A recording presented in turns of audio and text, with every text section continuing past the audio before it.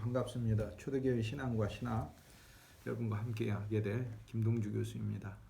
먼저 신학전문대학원 원장으로서 이렇게 온라인을 통해서도 여러분과 함께 하나님이 예비하시고 또 사랑하시는 우리 아름다운 연신원 공동체에서 같이 공부하게 돼서 무엇보다도 이번에 새로 들어오신 분들을 환영하고 축하합니다. 이번 학기 각 수업마다 하나님이 주시는 평강과 또 진리 안에서의 깨달음이 넘치시길 주님의 이름으로 진심으로 소망해 봅니다. 이 과목 이번 학기 진행되는데 4주간은 온라인 수업으로 진행되고 그 이후에 이어서 오프라인으로 진행됩니다. 이미 주제아시다시피 4주간은 여러분께서 자유스럽게 한 주일에 녹화되어 올라가는 동영상들을 누려주시고 또 그 안에서 진리의 깨달음들을 우리가 온라인을 통해서 함께 나눠가는 그런 학기가 되었으면 좋겠습니다. 4주 후에는 4월 셋째 주부터 오프라인 수업이 진행되고요. 그러나 오프라인 수업이 진행돼도 마찬가지로 제 강의는 온라인에 계속 올라갈 것입니다. 탑재될 것인데 오프라인에서 수업하고 그 오프라인 수업의 강의는 또 온라인에서도 계속해서 볼 수 있게 될 것입니다. 이번 학기 진행하는 데 있어서 먼저 저와 여러분이 함께 하나님 앞에 기도하면서 시작하도록 하겠습니다. 잠깐 기도하시겠습니다. 거룩하신 주 예수님 감사합니다. 우리 주님의 은혜와 사랑과 긍휼이 어느 때보다 필요한 때입니다. 주 예수님 당신께서 우리 사랑하는 모든 주님의 종들을 덮어주시고 당신의 긍휼과 사랑 안에서 품어 주옵소서. 진리 안에서 만나게 하셔서 감사합니다.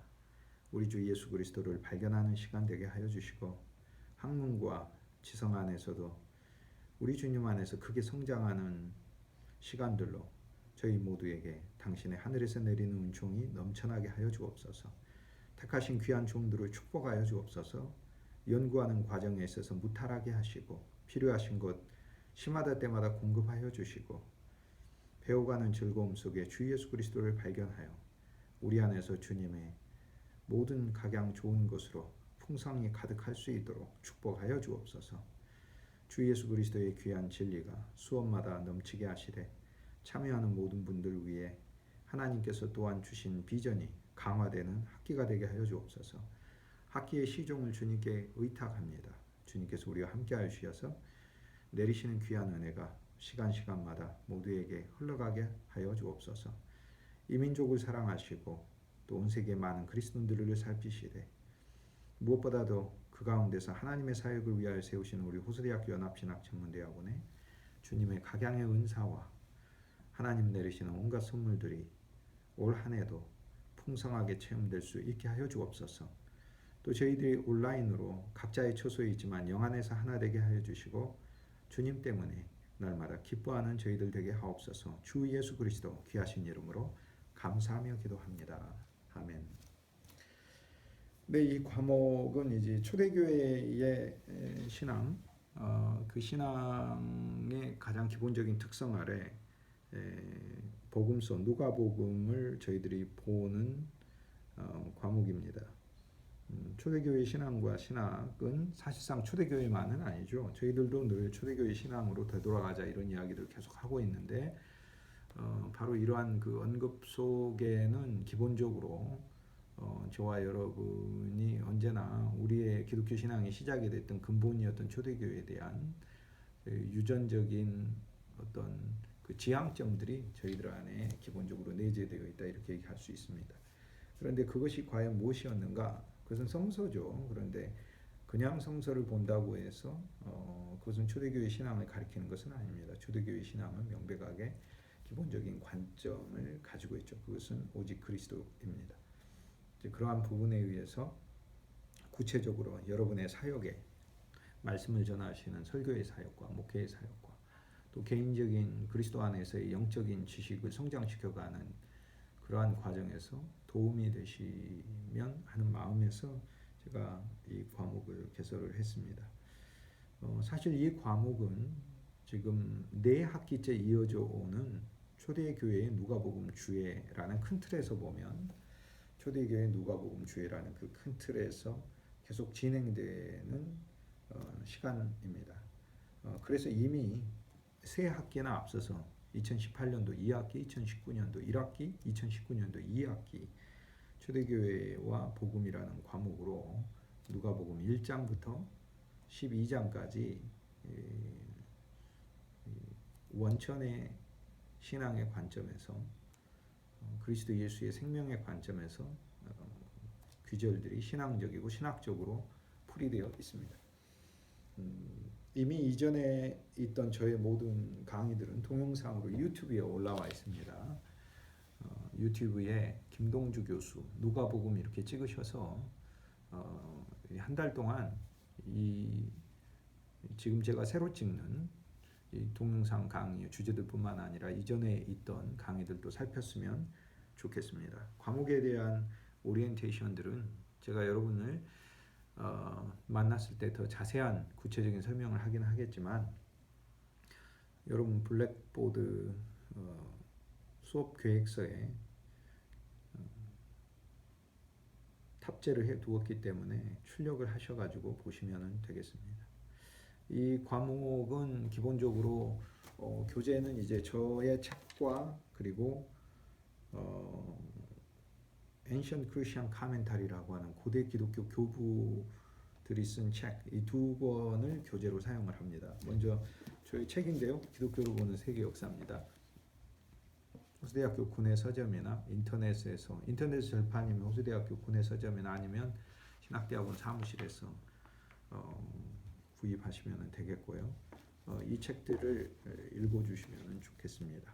그리고 Ancient Christian Commentary라는 책이 있습니다. 그래서 이 책이 이번 학기 이 과목에서 저와 여러분이 함께 많은 내용들을 이제 살피면서 보도록 할 것입니다. 그런데 이제 영어 텍스트를 제가 준비를 해놨는데 오프라인 수업을 할 때 이 안에 있는 영어 텍스트들을 직접적으로 저와 여러분이 함께 보면서 그 부분을 분석해 가고 개척해 가도록 하겠고요. 그 전까지는 제가 주도적으로 여러분들에게 이 안에 들어있는 내용들을 소화하여 강의로 전달해 드리도록 하겠습니다. 누가복음은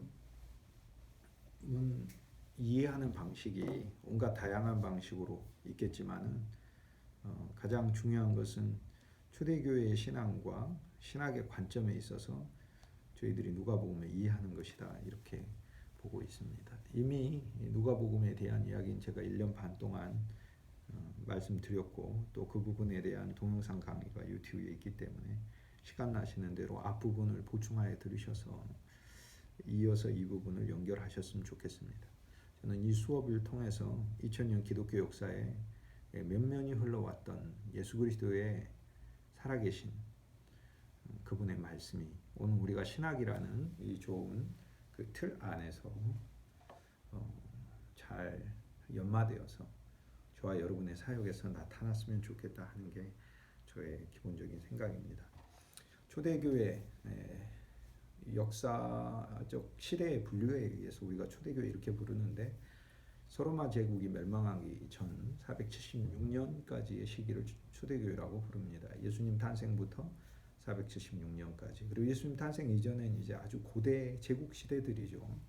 예수님 탄생 시대 때 로마 제국이 있었고 그 전에 헬라 제국이 있고 그리고 페르시아 제국이 있고 바벨론 제국, 아시리아 제국 이렇게 고대 BC로 갈수록 제국이 그렇게 되고요. 우리 예수님은 로마 제국 시대 때 탄생하셨고 그리고 그 로마 제국이 서로마 동로마로 285년경 정도의 디오클레시아누스 황제 때 갈라지게 됩니다. 그래서 그 이후에 서로마가 먼저 멸망을 하게 되는데 야만족에 의해서 멸망을 하게 되죠. 그 서로마의 멸망 때 비로소 우리는 중세라고 부르는 또 새로운 시대가 열리게 됩니다. 그래서 중세 이전까지를 일반적으로는 초대교회 시대다 이렇게 부릅니다. 그러므로 이제 성서에서 이야기하는 초대교회 그러면 사도행전을 중심으로 생각하기가 쉬운데 사실 이제 역사에서 교회사에서 초대교회 시대 이렇게 말을 할 때는 early church 굉장히 시대가 깁니다. 서로마 제국의 멸망 476년까지 와야 되는 거죠. 서로마 제국 멸망은 로마 제국이 이렇게 예수님 탄생 때 로마 제국이 동로마 서로마 있지 않습니까? 동로마 서로마 있으면 로마 제국이 둘러 나뉘고 서쪽에 있는 서쪽에 있는 로마 제국, 브리튼, 그리고 오늘날의 스페인이라고 불리우는 그 지역, 이베리아 반도라고 불렀죠. 그리고 프랑스 고유 지역, 그리고 이탈리아, 이 지역 전체, 그리고 북아프리카에 있는 곳까지 서로마 제국의 영토가 야만족이라고 부르는 그 그룹들에 의해서 무너지게 되고, 새로운 민족들이 전혀 이전과는 전혀 다른 각각의 민족들의 역사, 국가들의 역사를 써나가게 됩니다. 그래서 야만족들이 이제 침공해서 서로마를 멸망시켰고, 그 야만족이 멸망시킨 그 국가들이 오늘날 유럽의 중심 국가들이 되는 거죠. 프랑스, 영국, 그 다 야만족들입니다. 독일, 게르만족, 또 스페인, 고트족, 북아프리카의 반달족, 전부 다 야만족들이 오늘날의 유럽의 국가들을 로마 제국을 무너뜨리고 그 자리에 서게 됐습니다. 물론 그들도 기독교 선교사들에 의해서 신앙을 받아들여 유럽의 기독교 국가들로 다시 재태동되게 되었죠. 그러므로 초대교회는 서로마 제국의 멸망까지, 그리고 초대교회 이후의 중세교회는 서로마 제국 멸망 이후 새로운 야만족 국가들이 기독교 국가로 탄생하는 그 과정, 그것이 바로 중세의 이야기다, 이렇게 이야기할 수 있겠습니다. 이 과목은 과제가 있습니다. 이 과제는 여러분들이 지금은 기독교로 보는 세계 역사 책을 많은 분들 가지고 계실 텐데, 그 책 안에 앞에서부터 20페이지씩 읽으시면서 그 부분에 있는 내용들을, 개인적인 감상을 20줄로 요약하셔서 저한테 보내시면 되겠고, 지난 학기에 이어서 들으시는 분들은 지난 학기까지 과제했던 뒷부분을 읽으시고 매주 20페이지씩 읽으시고 그 내용을 저에게 보내주시면 좋겠습니다. 보내신 내용은 제가 다 읽습니다. 또 많은 내용들이 개인적인 감상들도 실어서 보내는데 참으로 저 역시 깨달음이 있는 그런 내용들이 많습니다. 이 과목을 통해서 제출해야 될 이 발표 논문, 소논문, 그런 부분은 제가 오프라인 수업으로 몇 주 후에 만나게 됐을 때 직접적으로 말씀드리도록 하겠습니다. 온라인에서는 시간이 한정되어 있기 때문에 바로 수업의 내용에 제가 집중해서 들어가려고 합니다. 어쨌든 온라인 내용 수업에 있어서는 여러분께서 노트 테이킹을 해서 적어주시면 좋겠습니다. 누가복음은 이제 세 구조로 돼 있죠. 누가복음은 인자이신 예수 그리스도를 만나, 사람의 아들로 오신 예수 그리스도를 만나 우리가 그분의 그리스도 안에서의, 그분이 갈릴리에서의 사역했던 부분 1장에서 9장까지의 부분, 그리고 갈릴리에서 출발하여 예루살렘까지 가는 길의 사역 10장에서 20장까지의 나온 그 기사와 예수 그리스도의 교훈들, 그리고 예루살렘에 들어가서의 사역, 이렇게 크게 세 부분으로 나뉠 수가 있습니다. 실은 초대교회는 이러한 말씀들을 우리의 기본적인 주 예수님을 만난 우리 인생의 전체 여정으로 보고 있습니다. 즉 갈릴리는 우리가 살고 있는 세상이죠. 그 세상에 그리스도가 오신 것이고 그 안에서 우리에게 어떠한 일들이 있어져야 하는가, 이게 갈릴리에서의 그리스도의 사역이죠.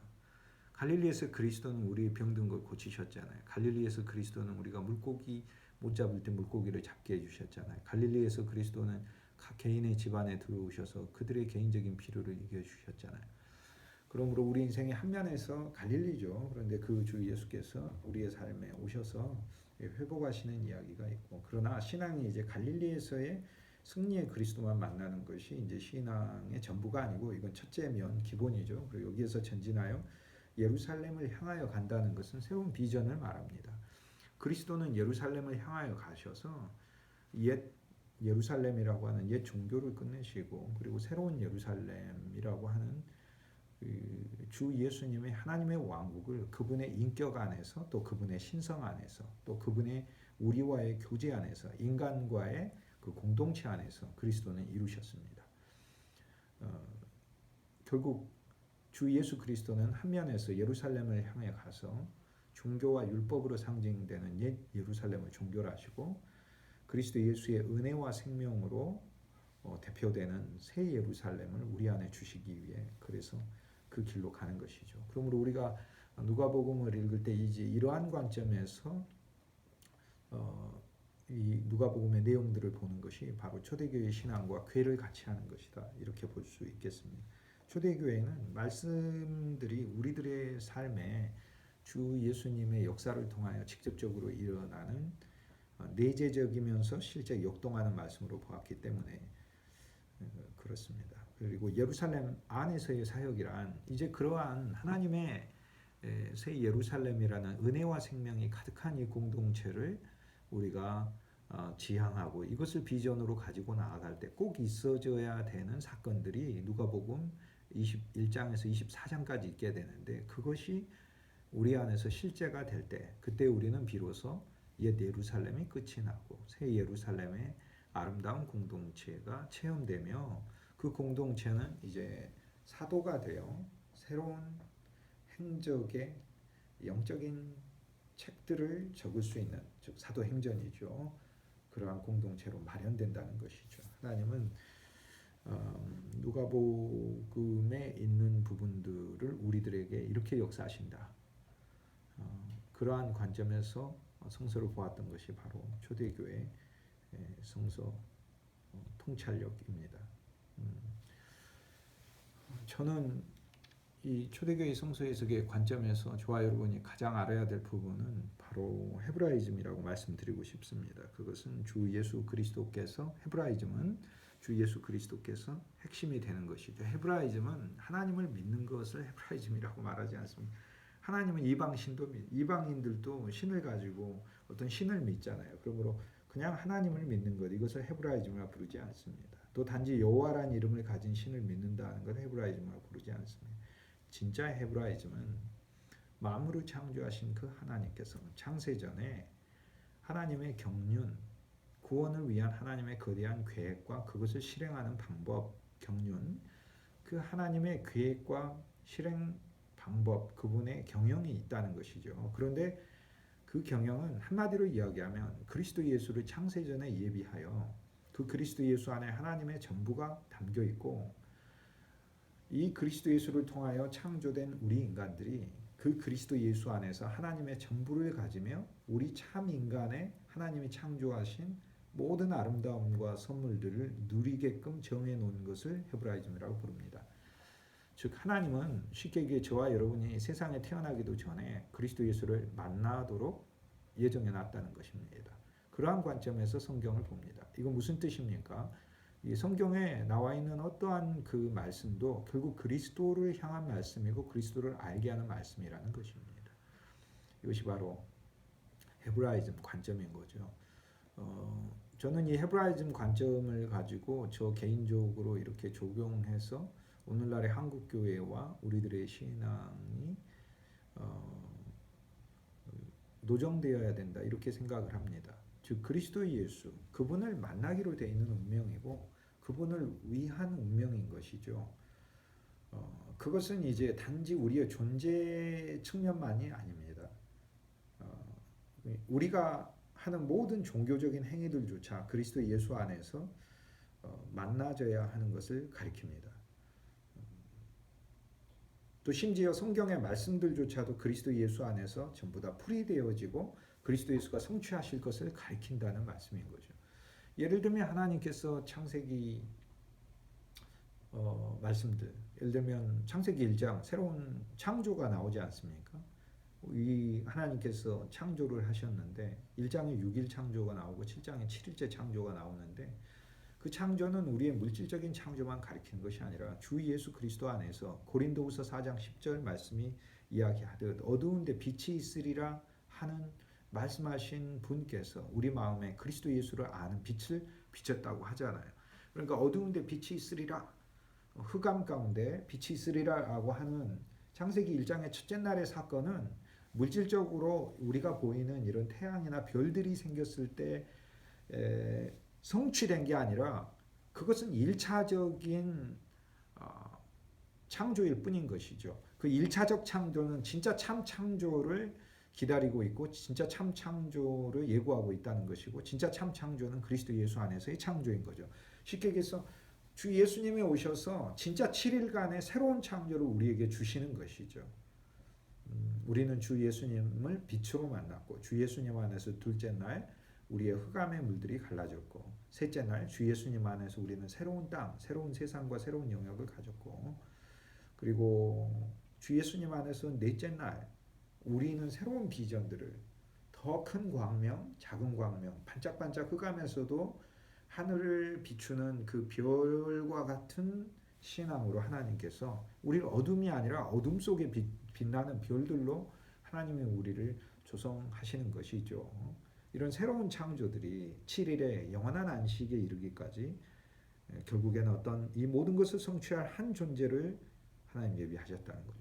이거는 뭐 그 뒤에 말씀들도 다 마찬가지입니다. 예를 들면 창세기에 믿음의 사람 아브라함으로 출발을 하죠. 하나님 그 얘기를 통해 하나님께서 믿음의 사람 한 사람으로서 모든 사람은 새로 출발하실 것을 하나님은 예고하고 있어요. 그게 누굽니까? 예수 그리스도죠. 우리는 우리가 믿고 그리스도가 있는 게 아니라 그리스도가 믿으시고 그 그리스도의 믿음 안에 우리의 믿음이 진행되는 것이죠. 아브라함이 조카 롯이 소돔에서 살다가 포로로 붙들려 갔을 때 창세기 14장에 보면 북쪽에 있는 엘람왕 그돌라오멜 네 왕들 이 왕들의 군대하고 전쟁을 벌여서 다메섹 호바라는 곳까지 가가지고 다메섹은 피 흘리는 곳이라는 뜻인데 피 흘리는 곳까지 가서 자기 조카 롯을 구출해 왔어요. 그럼 그 이야기는 믿음의 사람 아브라함이 자기 조카 롯을 구출했으니까 오늘 우리들에게도 믿음을 가지고 살고 우리 주위에 있는 많은 영적으로 암흑에 매여 있는 사람들을 하나님께서 우리에게 건져오라 라고 말씀하시는 주님의 계획, 우리를 향하신 소망만 이야기하시는 그런 귀절이 아니고요. 그것은 사실 그 사건이 아브라함에 의해서 일어났지만 이것은 하나의 시작인 것이고 진짜 이것을 우주적으로 적용할 롯과 같은 존재인 우리들을 구출하실 어떤 분을 예고하고 있는 말씀이에요. 그분이 그리스도죠. 그럼 그 그리스도는 오셨지 않습니까? 그리고 이루셨잖아요. 십자가에서 우리를 구출하셨고 우리는 그때 사탄의 포로에서 사망의 포로에서 그리스도의 포로 생명의 포로가 되었고 주님이 승천하실 때 함께 올라갔습니다. 이제 그러한 관점에서 이제 헤브라이즘이 이제 중요하다. 두 번째는 이제 생명이신 그리스도. 교리나 율법이 아닙니다. 생명입니다. 기독교는 이것이 핵심이죠. 우리 안에 주 예수 그리스도께서 넘치는 생명으로 있는 것입니다. 이것이 초대교회에 있어서 오늘날 저희들이 다시 고려하고 그리고 필수적으로 취해야 될 신앙적 요소다. 제가 그렇게 말씀드릴 수가 있겠습니다. 이제 누가복음 13장으로 가겠습니다. 12장까지는 저희가 지난 학기 때 제가 말씀드린 부분들이 있으니까 그 부분들을 강의를 들으시면 좋겠습니다.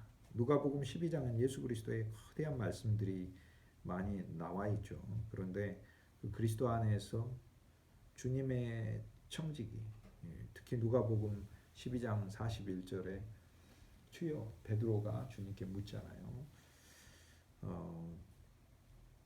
당신은 이 말씀을 우리에게 하심입니까? 모든 사람에게 하십니까?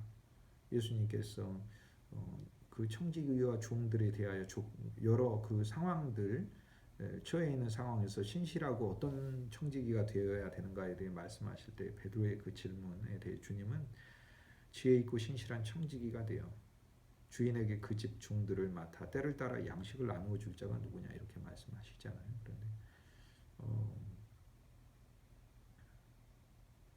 그런데 이 말씀을 따라 예를 들어 우리가 이제 청지기가 되는 거죠. 그런데 우리가 스스로 되는 게 아니라 생명이신 그리스도가 우리 안에서 그분의 영을 통하여 또 그분의 우리를 깨닫게 하심을 통하여 또 그분이 우리의 지혜가 되심으로 우리는 그분의 청지기가 되는 것이죠. 그리고 또 청지기라는 단어도 오이코스 노모스라는 단어입니다. 헬라어로 오이코스 노모스.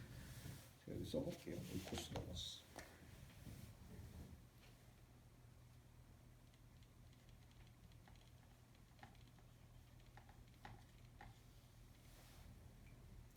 오이코스는 집이고 노모스는 이제 나눠주는 사람이란 뜻이에요. 집에서 나눠주는 사람. 그래서 오이코스 노모스 이제 이게 이제 사람을 가리키고 그 하는 일을 뜻하면 오이코노미아가 됩니다. 그리고 오이코노미아가 바로 이코노미라는 경제 일이 되죠. 그래서 오이코스노모스는 쉽게 얘기해서 하나님의 거대한 경제 계획을 아는 사람인 거죠. 경제 그러니까 무엇이 수익이 벌어지는가 이것을 아는 사람이 하나님의 경영 이 수익이 벌어지기 위해서 어떠한 전략과 하나님은 어떠한 그분의 실행을 가지고 계시는가를 아는 사람인 거죠. 그러면 하나님의 경제는 뭡니까? 하나님의 경제는 우리가 이해할 수 없는 경제예요. 하나님은 우리를 사기 위해 우리하고는 비교도 안 되는 존재를 내놓으시는 거죠. 여러분이 예를 들어서 어떤 거를 살려고 할 때 싸게 살수록 좋은 거 아니겠습니까? 만약 하나님은 우리를 사신다면 정말 작게 사시면 좋은 거 아닐까요? 그런데 하나님은 우리를 어떻게 사셨냐면 만물과도 바꿀 수 없는 그 아들 그리스도를 보내셔서 우리를 샀죠.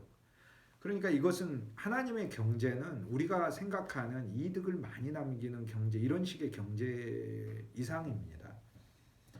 그런데 이러한 하나님의 경제를 통해 하나님께서 경영하시고자 하는 바는 결국에 하나님은 우리를 얻으실 뿐 아니라 우리 안에 하나님의 모든 것을 주시는 것이라고 바울이 이야기를 하는 거죠. 그러니까 결국에 우리가 생각하는 오늘날 이코노미, 오이코노미아, 경제라고 하는 개념과는 다른 거죠. 그러므로 청지기의 어떤 개념은 첫째 하나님의 경제, 쉽게 얘기해서 주 예수 그리스도 안에서 그리스도가 구속을 하셨다 할 때 리트론, 속전이란 뜻이잖아요.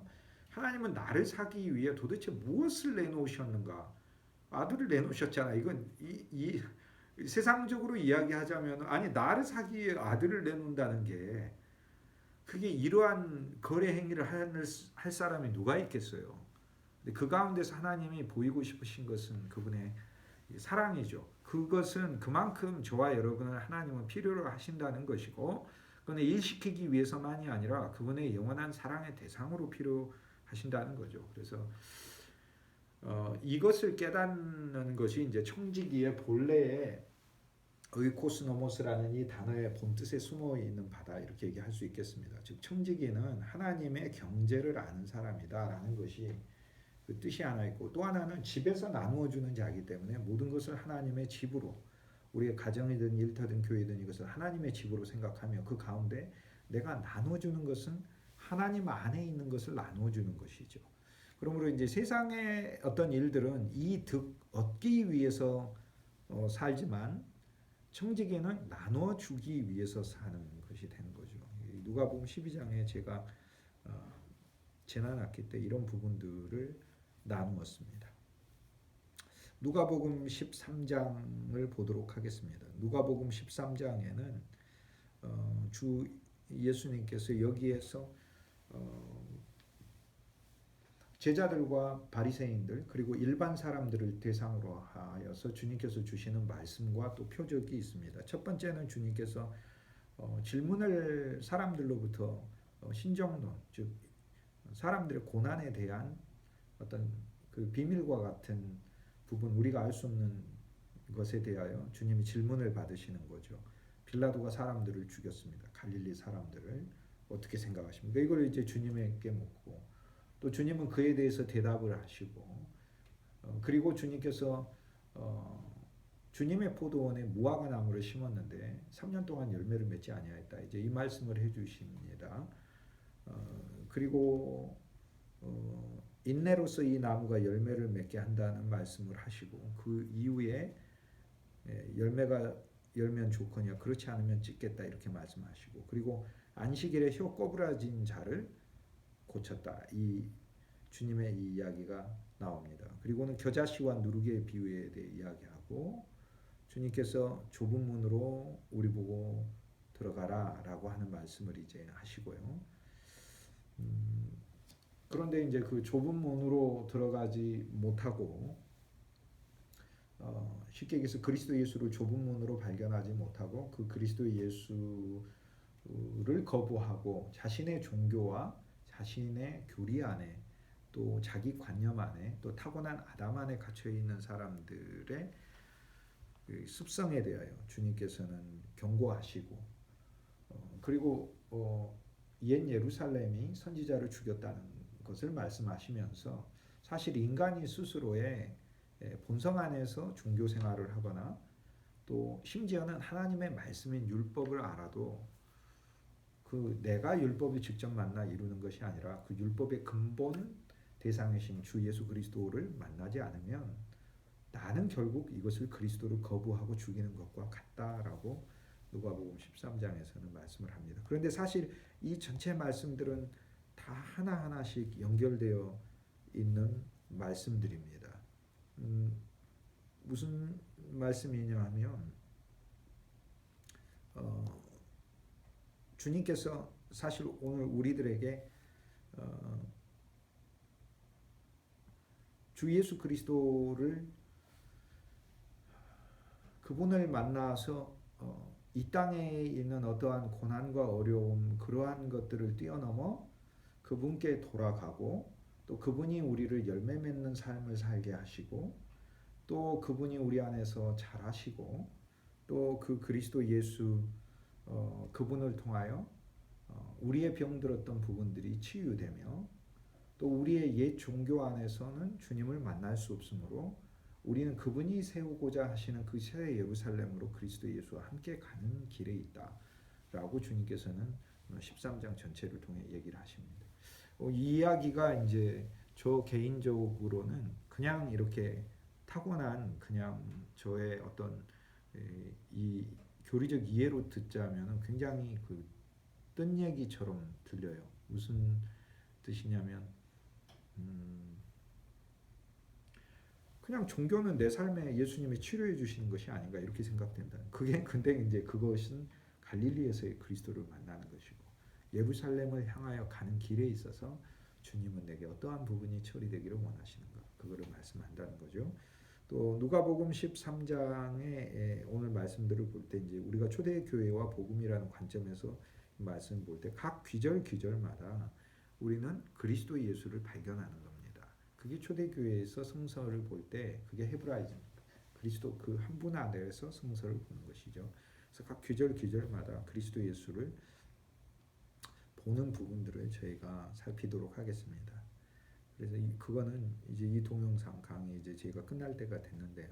다음 이어지는 동영상에서 제가 이 부분을 시작하도록 하겠습니다. 첫 번째 파트를 정리하도록 하겠습니다. Ancient Christian Commentary에 대해서 제가 잠깐 설명하죠. 이 책은 미국의 교회사 학자들이 초대교회에 있던 교부들이 성서 주석을 시리즈로 20권이 넘게 26권 정도 돼요.